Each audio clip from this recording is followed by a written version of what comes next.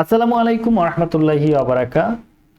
রোগলিপি বিষয়ক Organon of মেডিসিনের আলোচনা সংক্রান্ত অর্গানন অফ মেডিসিনের সূত্রগুলোর ধারাবাহিক আলোচনায় আপনাদেরকে স্বাগতম।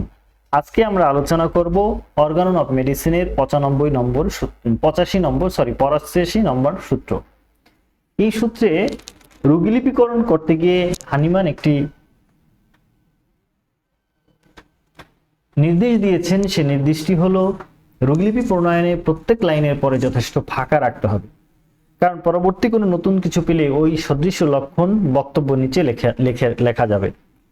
আমি এটাকে যদি আরেকটু ক্লিয়ারলি আপনাদের জন্য বলি, সেটা হলো রোগলিপি প্রণয়ন করতে গিয়ে আমরা এর 84 নম্বর সূত্রে বলা হয়েছে যে রোগী যে ভাষায় কথা বলবে সেই ভাষায় লিখবেন।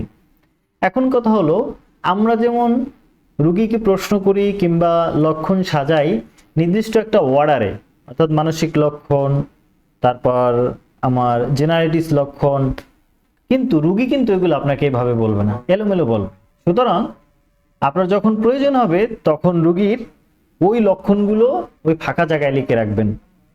তাহলে আপনার এই প্রত্যেক লাইনের পরে যথেষ্ট ফাঁকা জায়গা রাখতে হবে, যাতে রোগীর গুরুত্বপূর্ণ লক্ষণগুলো লেখা যায়।